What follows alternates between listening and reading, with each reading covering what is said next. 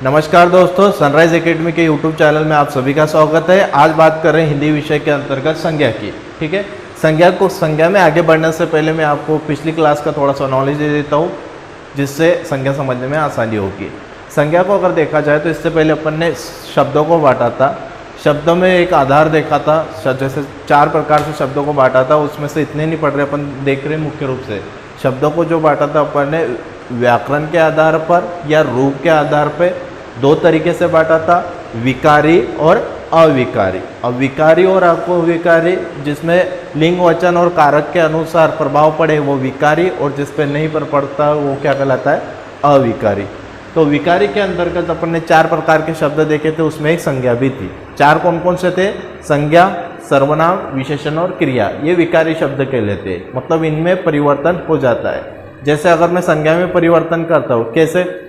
जैसे लड़का था, जैसे लड़का पढ़ता है, अब लड़के की जगह परिवर्तन ला रहा हूँ, मतलब संज्ञा में परिवर्तन ला रहा हूँ। लड़के के जगह में लड़की ले आ, लड़का पढ़ता है और लड़की पढ़ती है। समझ में आ रहा है? काय में परिवर्तन आया आपके, उसके क्रिया में आ गया। वैसे ही अगर बहुवचन में हो जाए लड़के, अब वचन से भी फर्क पड़ता है, लड़के पढ़ते हैं। समझ में आ रहा है? क्रिया काय में हो गई आपके बहुवचन में। मतलब लिंग, वचन और कारक के अनुसार आपका जिन भी शब्दों के ऊपर प्रभाव पड़ते हैं वो क्या कहलाते हैं, आपके विकारी। ऐसे 4 है, संज्ञा, सर्वनाम, विशेषण और क्रिया। क्लियर है इतना? आगे बढ़ रहे अपन संज्ञा के ऊपर। संज्ञा में देख रहे हैं संज्ञा को बांटने का आधार। अब संज्ञा में थोड़ा सा डिस्प्यूट रहता है, मतलब द्वंद है। कुछ विद्वान संज्ञा के 3 भेद मानते हैं, कुछ विद्वान संज्ञा के 5 भेद मानते हैं। मतलब वो क्या करते हैं, जो अंग्रेजी भाषा से प्रभावित विद्वान है वो भाषा के अपने संज्ञा के कितने भेद कर देते हैं, आपके संज्ञा के वो भेद कर देते हैं आपके 5 भेद। मतलब 2 भेद और बता देते हैं कि जातिवाचक में 2 भेद और कर देंगे, एक धातुवाचक और समूहवाचक। पर अपने को ध्यान रखना है कि मुख्य रूप से संज्ञा के कितने भेद है, 3।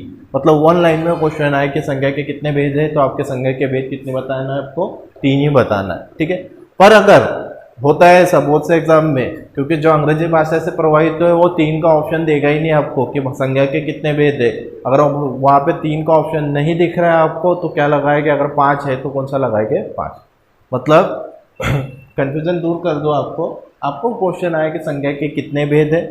ठीक है, 2 ऑप्शन दिख रहा है, ऑप्शन ए में 3 और ऑप्शन बी में 5, तो कौन सा लगाएंगे? 3 और 5 में से 3 को लगाएगा। ठीक है, और इसके बाद अगर ऑप्शन अलग अलग आ रहे हैं, अगर केवल 3 आ रहा है तो 3 लगा देंगे, केवल 5 आ रहा है तो 5। क्लियर? ध्यान रखेंगे। सबसे पहले मैं प्राथमिकता देनी है 3 को, और 3 नहीं दिख रहा है तो मैं आंसर कौन सा लगाऊंगा, 5 लगाऊंगा। इतनी चीजें हो गई अपनी। पर पढ़ना 5 जरूरी है, क्योंकि 5 के ऊपर शब्द दे देते हैं। जैसे मैं आपको देख रहे कुछ शब्द लिखे हुए आपको, जैसे मोहन कौन सी संज्ञा है, पुस्तक कौन सी संज्ञा है, बुढ़ापा कौन सी संज्ञा है, सोना कौन सी संज्ञा है, कक्षा कौन सी संज्ञा है। तो इस तरीके से क्वेश्चन दिए जाते हैं, वही अपने को पहचानने रहता है। ठीक है, एक क्वेश्चन तो अपन ने बता दिया कि संज्ञा के कितने भेद होते हैं। ठीक है, मुख्य रूप से 3 ही होते हैं, 3 ही बताना है, और अगर 3 नहीं दिख रहा है तो 5 बताएंगे। ठीक है, उसके बाद ये आता है एक वर्ड दे दिया जाता है आपको, एक मतलब कैसा रहता है, एक सेंटेंस दिया जाता है। उस सेंटेंस के ऊपर पूछा, अंडरलाइन कर दिया जाता है शब्द को, और पूछा जाता है ये कौन से संज्ञा का प्रकार है। समझ में आ रहा है? देखते हैं या तो संज्ञा कौन सी है या तो संज्ञा का कौन सा प्रकार है। देखते हैं, सबसे पहले बात करते हैं संज्ञा की। संज्ञा को समझ तो लेके होता क्या है संज्ञा। देखिए, संज्ञा की डेफिनेशन बचपन से याद है, सभी को याद होगी। जैसे आपसे पूछा जाता है कि संज्ञा की परिभाषा बताइए, तो व्यक्ति, वस्तु और स्थान के नाम को क्या कहते हैं, संज्ञा। बचपन से पढ़ो, सबको याद है।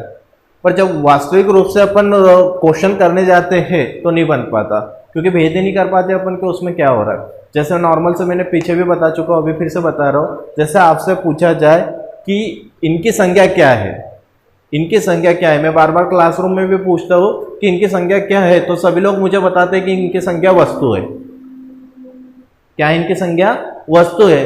ठीक है, आपने बता दिया वस्तु है, पर अपन ने क्या पढ़ा था, जिसको जिस नाम से जानो उसको क्या कहते हैं, संज्ञा। क्योंकि डेफिनेशन किसी व्यक्ति, वस्तु या स्थान के नाम को मैं क्या कहता हूँ, संज्ञा।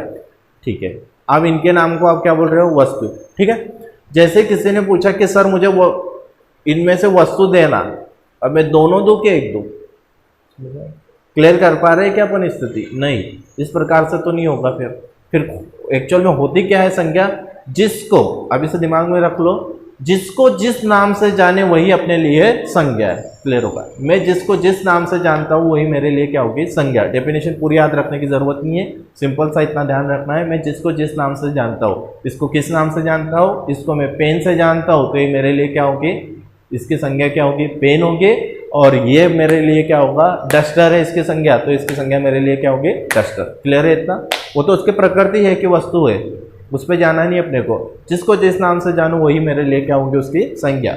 इसकी संज्ञा क्या हो जाएगी? White board. क्लियर होगा? मेरी संज्ञा क्या है? जैसे सचिन, जिसको जिस नाम से जानूँ वही उसकी क्या होगी? संज्ञा। दिमाग में उठा लीजिए, इतना क्लियर होगा। अब देखते हैं पहचाने का कैसे। इसमें सबसे पहले दोनों को साथ में ले रहा हूं, उससे क्लियर हो जाता है। एक है व्यक्तिवाचक संज्ञा और दूसरी क्या होती है? जातिवाचक संज्ञा। व्यक्तिवाचक की बात करो, किसी विशेष व्यक्ति का अगर बोध कराए, किसी विशेष व्यक्ति, व्यक्ति में केवल व्यक्ति नहीं आएगा, व्यक्ति में आएगा किसी विशेष व्यक्ति, वस्तु और स्थान के नाम को अगर बताए विशेष, तो वो व्यक्तिवाचक संज्ञा होगी। और जो पूरे वर्ग या समुदाय का, जो पूरे वर्ग या समुदाय का बोध करे, वो कौन से होगी? आपके जातिवाचक। जाति से यहाँ, जाति मतलब जो अपने कास्ट नहीं होता है, समझ में आ रहा है? यहाँ जाति का मतलब होता है पूरा वर्ग या समुदाय का बोध करे, वो जातिवाचक होके। और जो विशेष एक का बोध कराए वो क्या होती है? व्यक्तिवाचक। क्लियर होगा? एक ही का बोध कराए, जैसे आज 100 लोग बैठे, 100 में एक का नाम लिया मोहन, पता कर पा रहे हैं, तो मोहन मेरे लिए कौन सी संज्ञा हो जाएगी? व्यक्तिवाचक। क्लियर है इतना? वैसे ही अगर मैं बात करूं कि इतने सारे मनुष्य बैठे हुए, तो मनुष्यों में कौन सा? अब एक मनुष्य पहचान पा रहा हूँ क्या मैं? नहीं, मनुष्यों में क्लियर नहीं कर पा रहा हूँ किस किस की बात कर रहा हूँ। तो मनुष्य पूरे वर्ग की बात कर रहा है, इसलिए मनुष्य मेरे लिए कौन सी जाति हो गया? जातिवाचक। वैसे करो रामायण, ठीक है, एक ही है, डिसाइड कर पा रहे। जैसे ग्रंथालय में गए, वहां पर देख रहे कि बहुत सारी बुक्स रखी हुई है, उसमें से मैंने कहा आपको कि जाइए रामायण लेके आइए, ला सकते हो, ठीक है। रामायण एक पर्टिकुलर एक ग्रंथ है अपना, तो रामायण मेरे लिए कौन सी संज्ञा हो गई? व्यक्तिवाचक। और रामायण की जगह अगर मैं बात करूं पुस्तक या ग्रंथ की बात करूं, तो ये ग्रंथ और ये पुस्तक मेरे लिए कौन सी संज्ञा हो जाएगी? जातिवाचक। क्योंकि ग्रंथ एक है क्या? अनेक है, पर ग्रंथों की पूरी जाति बता रहे, इसलिए ग्रंथ मेरे लिए कौन सी संज्ञा हो जाएगी? जातिवाचक। वैसे ही स्थान में देखते हैं, जैसे व्यक्ति में तो मोहन देख लिया, तो वस्तु में राम देख लिया, सॉरी रामायण देख लिया। और अगर बात करूं स्थान में, देवास, देवास है, इंदौर है, उज्जैन है, ये मेरे लिए क्या है? एक एक ही है, मेरे लिए कौन सी संज्ञा है? व्यक्तिवाचक संज्ञा है। पर शहर की बात करूं, अब शहर बहुत सारे हैं, शहर पूरे बहुत सारे हैं, तो शहर की पूरी कैटेगरी का बोध करा रहे, तो शहर मेरे लिए कौन सी होगी? जातिवाचक संज्ञा। क्लियर हुआ? व्यक्तिवाचक जातिवाचक। एक विशेष की बात करूं तो व्यक्तिवाचक, पूरे अगर ग्रुप मतलब उसको पूरे समुदाय का, अगर एक व्यक्ति पूरे समुदाय का बोध करा रहा है, तो मेरे लिए वो कौन सा हो जाएगा? जातिवाचक।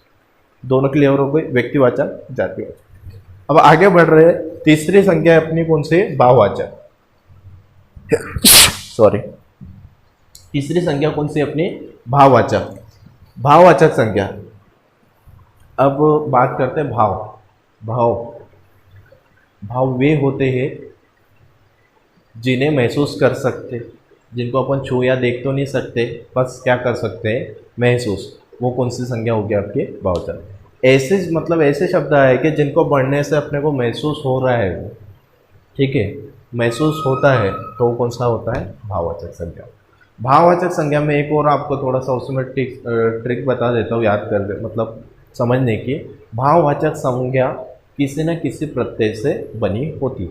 अगर भाव को दे दिया जाए हुआ कि भाववाचक संज्ञा कौन सी है, और आपको समझ में नहीं आ रहा है कि ये भाववाचक होगा कि कौन सा, तो उसको थोड़ा सा समझने के लिए इतना सा ध्यान रखना, उस संज्ञा में कोई प्रत्यय दिख रहा है क्या आपको? अगर उसमें प्रत्यय जुड़ा हुआ है, तो कौन सी संज्ञा होती है अपनी? भाववाचक। प्रत्यय क्या होते हैं? जो शब्द के अंत में जुड़ते हैं, ठीक है, जो शब्द के अंत में, जैसे मिठास, मीठा सुना हुआ है, मीठे में क्या जुड़ा हुआ दिख रहा है अपने को? आस।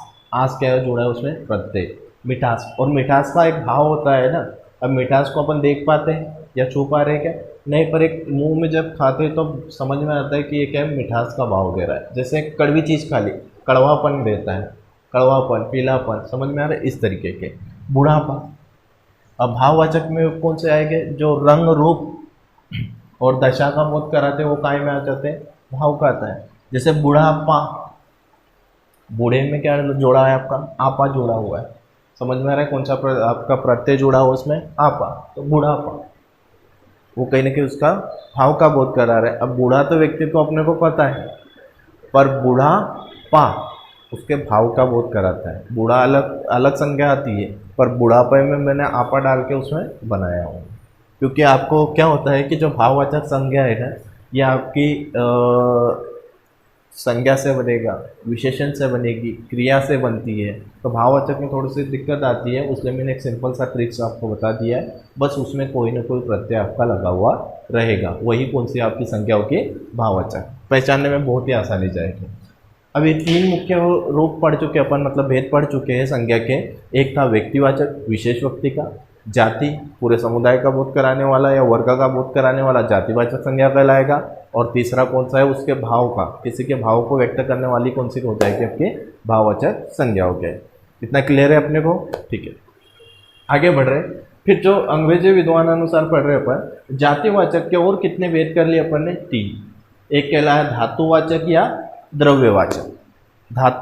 धातुवाचक बोलो या द्रव्यवाचक। अब देखना ये द्रव और द्रव्य दोनों में फर्क है।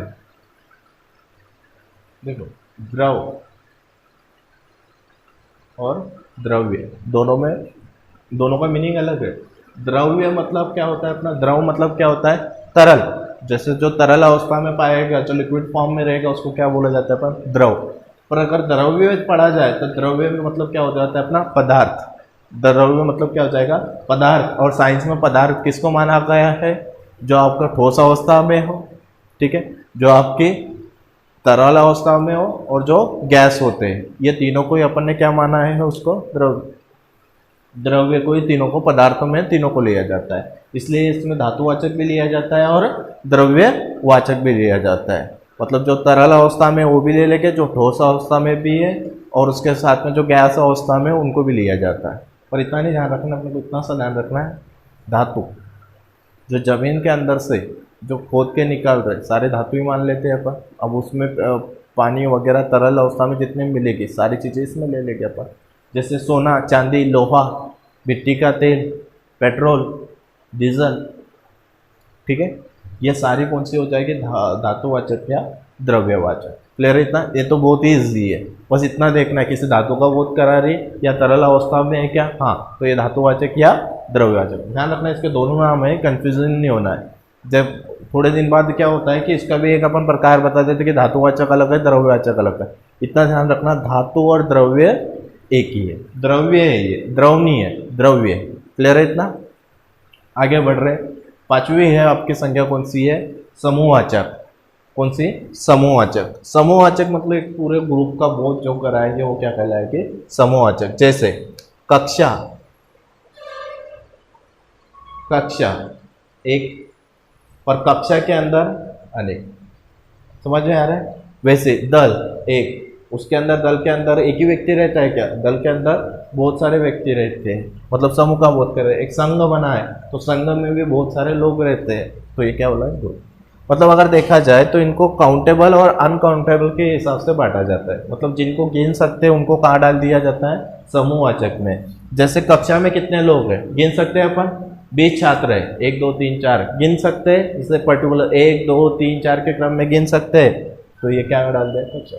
अब अगर यहाँ जाते हैं, जैसे तेल, शक्कर, जो पानी है, इसको गिन सकते हैं क्या, ठीक है, इसको तोलते नापते वो अलग चीज़ है, पर गिन सकते हैं क्या, काउंट कर सकते हैं उनको, नहीं काउंट कर सकते, उनको इधर ले लेते हैं। थोड़ा सा डिफरेंस बता रहा हूँ, अगर समझ में आए तो ठीक है, नहीं तो उसको छोड़ देना। अपने को इतना सा ध्यान रखना है, धातु और द्रव्य जो तरल अवस्था में मिले, और जो धातु में जिसको मानता हूँ वो धातु या द्रव्यवाचक कहलाएगी, और जो मुझे समूह के, ग्रुप के रूप में मिले वो क्या कहलाएगी, समूहवाचक। इतना क्लियर है? फिर से एक बार रिवाइज करा रहे, संज्ञा के भेद पढ़े। मुख्य रूप से अगर क्वेश्चन आ जाए कि आपको संज्ञा के कितने भेद होते हैं, तो संज्ञा के आपको कितने भेद बताने हैं, 3 ही बताना है। व्यक्तिवाचक, जो विशेष व्यक्ति का बोध कर रहा है, जातिवाचक जो पूरे वर्ग या समुदाय का बोध कर रहा है, और उसके बाद भाववाचक जो अपने अंदर के भावों को व्यक्त करे, वो कौन सी कहलाएगी आपके भाववाचक। उसके बाद जातिवाचक के दो भेद किए अपन ने, एक दो भेद के, धातु या द्रव्यवाचक, या फिर क्या कहलाएगा आपका समूहवाचक। धातु या द्रव्य में सारी धातुएं ले ली, और उसके बाद जो तरल अवस्था में जो चीज़ें मिल रही है वो सारी ले ली, और समूह में जो ग्रुप के रूप में आएगी वो समूहवाचक में ले। ठीक है, इतना क्लियर है। अब थोड़ा सा मैं आपको क्वेश्चन पूछ रहा हूँ जिससे आपको पता चल जाएगा और प्रैक्टिस भी हो जाएगी, कुछ कन्फ्यूजन है वो भी दूर हो जाएगा कि संज्ञा कितनी होती है। ठीक है, और अब फिर भी अगर कुछ लोगों को प्रॉब्लम है कि नहीं समझ में आया सर, तो कमेंट बॉक्स में लिखिए। ठीक है, और उसके बाद भी एक चीज़ और है, जैसे संज्ञा, सर्वनाम, विशेषण और क्रिया के ऊपर चारों टॉपिक में समझा दूंगा, तो इसमें कम से कम 100 से 200 नंबर के क्वेश्चन का ऑब्जेक्टिव के फॉर्म में एक वीडियो लाऊंगा, जिसमें जितने एग्जाम में क्वेश्चन आए हुए सारे आ जाएंगे। वैसे ही वीडियो आपका जल्द आने वाला है, जैसे वर्णमाला के ऊपर अपना प्रैक्टिस खत्म हो चुका है, तो वर्णमाला के ऊपर भी आपको एक वीडियो उसी तरीके से मिल जाएगा, जिसमें 100 से 150 क्वेश्चन रहेंगे, जो वर्णमाला के सारे क्वेश्चन कंप्लीट कर देगा। मतलब मैं ये बोल रहा हूँ कि जैसे हिंदी में आज तक के जितने क्वेश्चन बने हैं या बन सकते हैं, सारे क्वेश्चन उस पेज में आ जाएंगे। एक बार पढ़ना है, पूरा क्लियर होगा। आगे चलते हैं, जैसे पहचान, थोड़ा सा टाइम दूंगा, पोज करूंगा, आपको बताना है, पहले सोचना है कौन सी संज्ञा है। ठीक है, पीलापन, बताइए कौन सी संज्ञा है पीलापन, कौन से पीलापन, पीलापन कौन सा है? पीलापन में थोड़ा सोचिए, क्या दिख रहा है आपको? पन, पन जुड़ा हुआ है, पीले में क्या जुड़ा है? पन। और मैंने बताया था जिसमें प्रत्यय होता है वो कौन सी संज्ञा होती है आपके? भाववाचक। कौन से आ जाएंगे? भाववाचक। गुलदस्ता, गुलदस्ता, गुलदस्ता क्या होता है? एक गुलदस्ता है, किससे मिलके बना है? एक ही है गुलदस्ता, पर उसमें बहुत सारे क्या होते हैं? फूल होते हैं। फूलों का क्या होता है? उसमें एक समूह होता है, तो गुलदस्ता क्या हो जाएगा अपना? समूहवाचक। ठीक है, उसके बाद गांव, गांव कौन सी संज्ञा होगी? व्यक्तिवाचक या जातिवाचक? तीनों तो अलग ही हो गए। अब उसके बाद गांव बताना है, कौन सी संज्ञा होगी? व्यक्तिवाचक की जातिवाचक? गांव से एक गांव का बोध कर पा रहा हूं कि पूरे गांव का बोध कराते? गांव, गांव संज्ञा पूरे गांव का बोध कराती है, इसलिए गांव कौन से हो जाएगी आपकी? जातिवाचक। क्लियर? पानी, अभी बताया था पानी कौन सी अवस्था में मिलता है अपने को? तरल अवस्था में। पानी तरल है, तो तरल कहाँ रखा था? धातु या द्रव्यवाचक। क्लियर है? उसके बाद लड़का, अब ये बहुत से बार क्वेश्चन मुझे कमेंट्स भी आते हैं कि सर ये लड़का और लड़की, ठीक है। अब बहुत से लोग बोलते हैं कि लड़का है तो व्यक्तिवाचक और लड़के हैं तो जातिवाचक। ऐसा हो सकता है क्या? जैसे लड़का है तो व्यक्तिवाचक और लड़के हैं तो जातिवाचक। मतलब अगर एक का बोध करा रहा है तो व्यक्तिवाचक, अनेक का करा रहा है तो जातिवाचक। ऐसा होता है? ऐसा नहीं है। यह मैंने आपसे अगर पूछा कि भैया लड़का, जैसे क्लास पूरी भरी हुई है, क्लास में 30 लड़के बैठे, मैंने बोला ए लड़का इधर आ, कौन सा लड़का आएगा? समझ में आ रहा है? वो एक का नहीं बात करा रहा है, पूरे लड़के जाति का बोध करा रहा है। वो एक रहे कि अनेक रहे, समझ में आ रहा है? वो एक फॉर्म में रहे या अनेक फॉर्म में रहे, एक वचन में रहे कि अधिक वचन में रहे, लड़का हमेशा कौन सी संज्ञा रहेगी आपके? जातिवाचक। ध्यान रखना उसको, क्योंकि लड़का पूरे, जैसे लड़की पूरी लड़की जाति का बोध करा है। जैसे अपन बोलते हैं ना कि लड़कियों को जैसे घर में देखा जाता है, तो बहुत सी बार आपने सुना लड़की जात है। थोड़ा संभल के रहना, जैसे घर में अभी भी बोले जाता है, वैसे तो अभी युग वैसा नहीं रहा है अपना, क्योंकि सभी बराबरी का रोल अदा कर रहे हैं अपने समाज में। और फिर भी अगर बूढ़े लोग हैं तो आज भी वो, अगर आपने सुना होगा घर में लड़की जात है, लड़की जात है, थोड़ा संभल के रहो, लड़की जात है तो वो वही है अपना, हिंदी कुछ नहीं है। अगर अपन घर माहौल में देखो तो अपने को ऐसे पूरा ग्रामर पढ़ाया जाता है, लड़की जात, तो लड़की कौन सी संख्या है? जातिवाचक। वैसे लड़का भी कौन सी संख्या रहेगी आपके? जातो। पूरे समुदाय का बोध करा रही है, उनके ग्रुप का। ठीक है, उसके बाद बात कर रहा हूँ दही। अब दही कौन सी संख्या मानेंगे? दही सर पूरे दही जाति का बोध करा रही है दही, ऐसा है? दही, दही कौन से अवस्था में मिलेगी अपने को? तरल अवस्था में मिलेगी। दही कौन सी होगी आपकी? द्रव्यवाचक या धातुवाचक। क्लियर हो रहा? क्योंकि धातु, अब ऐसा नहीं कि सर धातुवाचक तो आप बोल रहे हो उसको, पर दही तो धातु नहीं होती, हो तो ऐसे नरम रहती है। पर भैया धातु के साथ द्रव्य भी जुड़ा है, तो द्रव्य वाले भी कहा आएगा आपके धातुवाचक में। ठीक है। फिर मिट्टी का तेल, मिट्टी का तेल, मिट्टी काहेगा मिट्टी का तेल? मिट्टी का तेल कौन सी अवस्था में? तरल अवस्था में। कौन सी संज्ञा? तरल अवस्था, द्रव्यवाचक, द्रव्यवाचक या धातुवाचक। अभी एग्जाम में ऐसा नहीं कि मिट्टी का तेल दिया और नीचे धातुवाचक दिया है तो अपन लगाएंगे ही नहीं कि द्रव्य दिया नहीं था सर इसलिए हमने लगाया नहीं, ऐसा नहीं है। द्रव्य दे कि धातु दे, अगर मिट्टी का तेल दिया उसने तो वो धातुवाचक भी दिया होगा तो वही, क्योंकि एक ही नाम से। ठीक है, बस इतना है कि इसके दो नाम है, एक ही व्यक्ति के दो नाम। आगे चल रहे, पुस्तकालय, पुस्तकालय कौन सा होगा? पुस्तकालय, पूरे पुस्तकालय का बोध करा रहा है पुस्तकालय। हाँ, जाति होना चाहिए पक्का। ठीक है, थोड़ी देर के लिए मान लिया कौन सा है वो? जातिवाचक ही है। और ध्यान रखना वो जातिवाचक इसलिए लगता है कि जातिवाचक का ही एक भेद और कौन से अपने समूहवाचक। पुस्तकालय, पुस्तकालय में क्या रहता है? पुस्तकों का समूह। पुस्तकालय, एक ही पुस्तकालय में बहुत सारे क्या है, वहां के अंदर की पुस्तकों को अपन गिन सकते हैं, क्या हो जाएगा आपका पुस्तकालय। कौन सी संख्या होगी? पुस्तकालय समूहवाचक। पुस्तकों का वहां पर क्या है? समूह है। गंगा, गंगा बात करूं, अब गंगा या तो किसी लड़की का नाम होगा या फिर अगर उसमें मैं जोड़ दूं गंगा, गंगा लड़के का नाम है तब भी क्या होंगे वो? व्यक्तिवाचक। और गंगा नदी बोलूं, गंगा नदी बोलूं तो गंगा नदी भी क्या होगी आपकी? एक विशेष नदी की बात कर रहे हैं अपन, कौन सी? गंगा नदी की, तो गंगा नदी मेरे लिए कौन सी हो जाएगी? व्यक्तिवाचक। पर अगर केवल नदी की बात करूं, नदी में डिसाइड कर पा रहा हूं क्या कौन सी नदी, तो नदी मेरे लिए कौन सी संख्या हो जाएगी? जातिवाचक। ध्यान रखना, सबसे ज्यादा कंफ्यूजन आएगा आपको व्यक्तिवाचक और जातिवाचक में, इसलिए देखना ज्यादातर फोकस मैंने व्यक्तिवाचक और जातिवाचक पे किया है और उदाहरण भी उसके ही जाती है सबसे ज्यादा।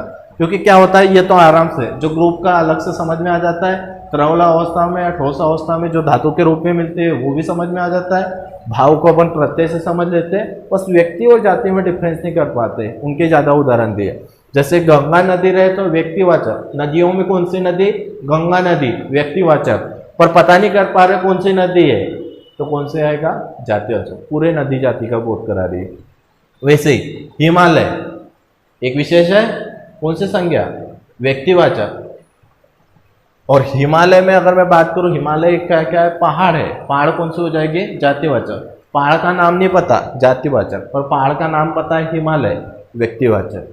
वैसे बात करो अपनत्व, अपनत्व तो दिख रहे हैं, अपनेपन में क्या डाला उसने? अपनत्व। अपनत्व का मतलब अपनेपन का एक भाव है, तो अपनत्व कौन सी संख्या हो जाएगी आपकी? भाववाचक संख्या। जब अपन प्रत्यय पढ़ेंगे ना तो और आपको और समझ में आ जाएगा कि प्रत्यय कैसे पकड़े जाते हैं, कि कौन में कौन सा प्रत्यय। एज इट इज आप प्रत्यय पढ़ लोगे तो समझ में आ जाएगा। जैसे बात कर रहे मानवता, मानवता, ता दिख रहा है, मानव में क्या जोड़ा है अपन ने? ता जोड़ा, ता प्रत्यय जोड़ रहा है। एक मानव था, मानव में क्या जोड़ दिया अपन ने? ता, मानवता। मानवता का भाव है, भाव होता है ना मानवता का एक, कि मानवीय गुण ही नहीं है उसमें, मानवता का बोध है, तो मानवता कौन सी हो जाएगी आपकी? भाववाचक संज्ञा। वैसे ही अपना तो कौन सी संज्ञा हो जाएगी? भाववाचक संज्ञा। उसके बाद गुच्छा, अब वो चाबियों का गुच्छा हो सकता है, अंगूर का भी गुच्छा हो सकता है। गुच्छा बोला तो काय का हो जाएगा वो? गुच्छा, एक से अधिक, एक से अधिक एक ही जगह पे, कौन सा? समूहवाचक। बात करो घोड़े की, घोड़ा कौन सी संज्ञा होगी आपके? घोड़ा अगर देखो केवल थोड़ी देर के लिए, तो घोड़ा कौन सी संज्ञा है मेरे लिए? जातिवाचक। पर घोड़े में जैसे चेतक घोड़ा पहचानते हैं ना, घोड़े में कौन सा घोड़ा? चेतक घोड़ा, तो चेतक घोड़ा मेरे लिए कौन सी हो जाएगी? व्यक्तिवाचक संज्ञा। क्लियर है? जिसमें एक विशेष का मैं पर्टिकुलर ये कर पाऊँ, एक विशेष का व्यक्तिवाचक, जिसमें मैं बहुत मतलब फर्क नहीं कर पा रहा हूँ, पूरे जाति का ये बता पा रहा हूँ तो जातिवाचक। भाव बचा है तो भाववाचक। जो तरल में मिले या आपको धातु के फॉर्म में मिले वो धातुवाचक, और उसके बाद जो समूह में मिले वो समूहवाचक विचार। ठीक है, अब उसमें एक दो लाइन आपको नीचे दिख रही है, इसमें भी विशेष ध्यान रखिएगा, क्योंकि क्या होता है कि कभी कभी वो शब्द रहते हैं व्यक्तिवाचक के, वो प्रयुक्त हो जाते हैं सेंटेंस के हिसाब से जातिवाचक में। कुछ शब्द अपन ने पढ़ा है जातिवाचक में, पर सेंटेंस की वजह से वो हो जाता है व्यक्तिवाचक। कैसे, उसको देखते हैं, बात करते हैं। सबसे पहले शब्द देखते हैं जयचंद। मैं आपसे सिंगल से पूछूं जयचंद, जयचंद कौन सी संज्ञा होगी? जयचंद कौन सी संज्ञा होगी? किसी का नाम है, नाम से पर्टिकुलर व्यक्ति पहचाना जा रहा है। जयचंद मेरे लिए सर संज्ञा है कौन सी? व्यक्तिवाचक। पर देश में जयचंद भरे पड़े हैं, देश में जयचंद भरे पड़े हैं। अब जो जयचंद है, एक की बात हो रही क्या? बहुत सारे जयचंद, मतलब जो बोला जाता है कि जिन्होंने, क्या बोल सकते हैं उसको, अगर देखा जाए भारतीय इतिहास में इनको एक गद्दार की श्रेणी में दिया गया है, तो उस प्रकार से बहुत से लोग अभी भी भारत के खिलाफ है, तो उनके लिए क्या दी संज्ञा दी गई जाती है उनको? जयचंद की। मतलब बहुत सारे लोगों को एक ही नाम से बुलाया जा रहा है, तो जयचंद मेरे लिए यहाँ पर व्यक्तिवाचक ना होते हुए क्या हो जाएगी? जातिवाचक। जैसे मैं बोलूँ आपको कि कलयुग में घर घर में रावण बैठे, ठीक है, कलयुग में घर घर में रावण बैठे, तो रावण कौन सी संज्ञा है? तो घर घर में रावण बैठे, एक रावण बैठा है क्या? नहीं, अभी तो बहुत से लोग रावण प्रवृत्ति के मिल रहे हैं। रावण जैसी प्रवृत्ति बहुत से लोगों की हो गई है, तो रावण सबका बोध करा रहा है, तो रावण मेरे लिए उस सेंटेंस में जातिवाचक संज्ञा। वो रावण कौन सी संज्ञा हो जाएगी? जातिवाचक। जैसे जयचंद संज्ञा हो जाएगी। मैं बात करूं जैसे जयचंद ने गोरे का साथ दिया, अब यहाँ जयचंद कौन सी संज्ञा होगी आपके लिए? जयचंद ने गोरे का साथ दिया, मतलब उसी एक व्यक्ति जयचंद की बात हो रही है, तो यहाँ जयचंद मेरे लिए कौन सी संज्ञा हो जाएगी? व्यक्तिवाचक। ध्यान रखना, अगर वो अनेक के रूप में, एक ही क्रिया अनेक के रूप में, एक ही शब्द अनेक के रूप में प्रयुक्त हो रहा है तो वो जातिवाचक होगा, और वो एक का ही बोध करा रहा है तो वो व्यक्तिवाचक होगा। क्लियर है इतना? जैसे मैं एक शब्द बताता हूँ, एक शब्द से पंडित, पंडित केवल शब्द पंडित, पंडित व्यक्तिवाचक है कि जातिवाचक? पंडित शब्द सर जातिवाचक है, बिल्कुल सही। पंडित शब्द कौन सा है? जातिवाचक। पर मैं अगर बोलूँ कि जब पंडित जी देश के प्रधानमंत्री थे, पंडित जी देश के प्रधानमंत्री थे, अब ये पंडित जो अंडरलाइन करेंगे, पंडित जी देश के प्रधानमंत्री थे, तो पंडित शब्द मेरे लिए क्या हो जाएगा? व्यक्तिवाचक। पंडित शब्द है जाति का, पर वो एक के रूप में प्रयुक्त होते हैं, मेरे लिए क्या हो जाएगा? व्यक्तिवाचक। मतलब पंडित जवाहरलाल नेहरू, पंडित जी से पंडित जवाहरलाल नेहरू लूँगा ना, क्योंकि पहले देश के प्रधानमंत्री की बात कर रहा हूँ, एक विशेष की बात कर रहा हूँ। जैसे मैं बात करूँ कि नेताजी ने आज़ाद हिंद फौज की स्थापना की थी, अब केवल नेता शब्द ढूंढूँ तो नेता शब्द ढूंढूँ, नेताजी ढूंढूँ तो नेताजी मेरे लिए कौन सा शब्द है? जातिवाचक। पर नेताजी ने आज़ाद हिंद फौज की स्थापना की थी, तो नेताजी ने स्थापना की थी, तो कौन से नेताजी ने? नेताजी सुभाष चंद्र बोस की बात कर रहे हैं नेता की, तो मेरे लिए कौन सी संज्ञा हो जाएगी? व्यक्तिवाचक। क्लियर हो रहा है? जैसे मैं बात करूं, गांधी जी ने देश की स्वतंत्रता के लिए अथक प्रयास किए, तो गांधी मेरे लिए कौन सी संज्ञा हो जाएगी? व्यक्तिवाचक। पर गांधी एक ही है क्या? गांधी तो पूरी जाति का बोध कराता है। जैसे गांधी परिवार में एक ही व्यक्ति है क्या? बहुत सारे लोग हैं। समझ में आ रहा है? तो इस तरीके से ध्यान रखना है कि एक ही संज्ञा व्यक्ति से वो जाति भी हो सकती है, या जाति से वो व्यक्ति भी हो सकती है। बस इतना ध्यान रखना है कि वो उसका भाव अपने को पकड़ना पड़ेगा कि वो एक के रूप में हो रहा है कि अनेक के रूप में। जैसे बात करूँ मैं और एक सेंटेंस, क्योंकि कन्फ्यूजन हो जाता है कुछ ज़्यादा लेवल बढ़ता है, तो जैसे मैं बात करूँ और एक उदाहरण देके क्लियर करते हैं चीज़ को।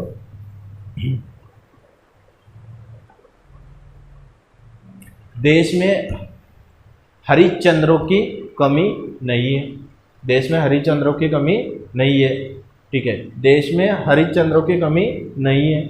अब हरिश्चंद्र मतलब ईमानदार व्यक्ति, राजा हरिश्चंद्र की दी जाती है ना संज्ञा, तो हरिश्चंद्र क्या है? एक संज्ञा है।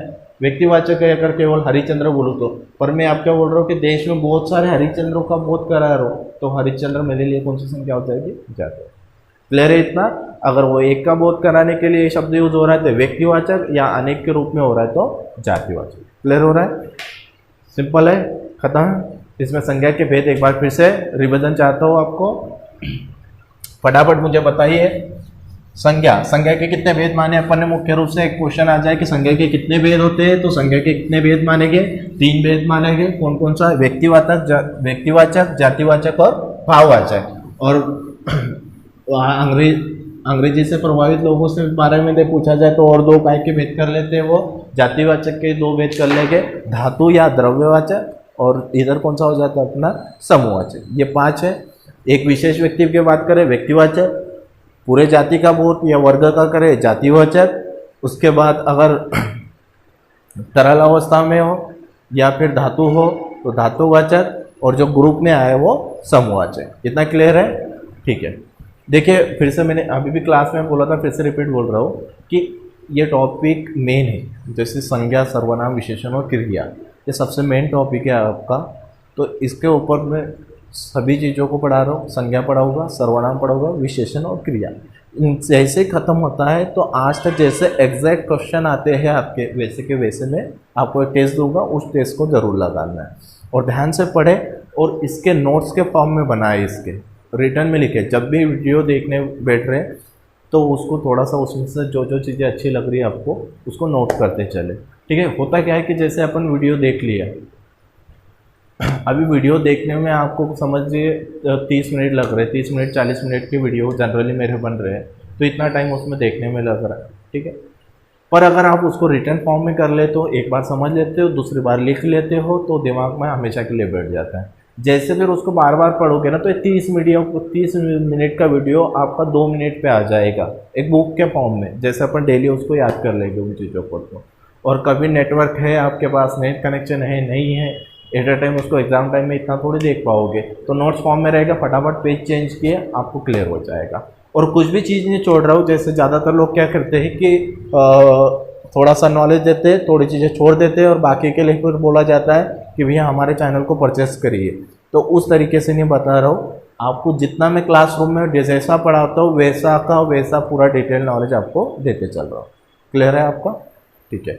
और ध्यान रखिएगा, ये जो टॉपिक है ये हर एग्ज़ाम में आएंगे आपके, वो SI हो, सब इंस्पेक्टर के कोई भी एग्ज़ाम हो, दिल्ली SI हो, MP हो, या फिर कोई भी राज्य का SI हो आपका। उसके बाद शिक्षक भर्ती, वो CT हो, CTT हो, UP टेट हो, रेट हो, या मध्य प्रदेश शिक्षक भर्ती हो, सारे एग्ज़ाम में ये टॉपिक बनेंगे, और उसी तरीके से पढ़ा रहा हूँ कि सारे लेवल आपके कवर हो जाए। ठीक है? वीडियो को देखने के लिए आपका